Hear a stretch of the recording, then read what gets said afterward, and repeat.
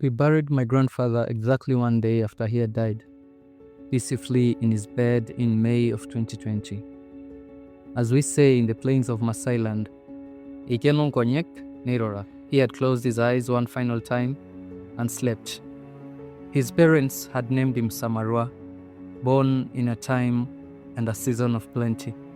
His age mates called him Ole Nkurrunah, which denoted his clan, and his Moran battalion named him Olorashe Longo Otir Moran Lemekote, the brave one with a striped shield who led his tribe to victory in war. Kakuyiaa, as we all fondly called him, had reached the zenith of his life, had seen colonialism come, lived through it, saw the Union Jack go down in '63, and even lived through the COVID era when he transitioned on to the next life. He had lived almost an entire century in this wretched earth, and now he rests surrounded by us, his loved ones, as the sun of his life set. As we encircled his grave in bittersweet nostalgia, with our tears flowing, clasping the loose clay soil in our shaking hands, everything he always talked about came to me. The beauty of our land, Mishoro Yongovola Yuni. Land is not owned and hence is not given. How he always insisted on the importance of cattle.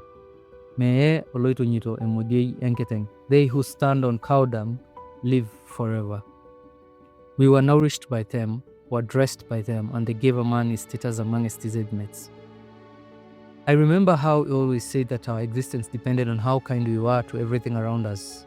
Erisyor Maasai, Rankai, the people combined are equal to God. Everything around us had a purpose and was important, and Kakuyiaa had a proverb to explain everything, from the insects to the shrubs in the forest, to the oretity tree that we prayed under, and even the mighty elephants whenever they came around to ravage the trees. I remember how he always insisted we understand why our people had no specific name for land. We call it Enkuluboni, which means soil, or Enkop to mean where we stand on. Land was not owned nor given. It was protected and passed on to the next generation, and the next, and the next.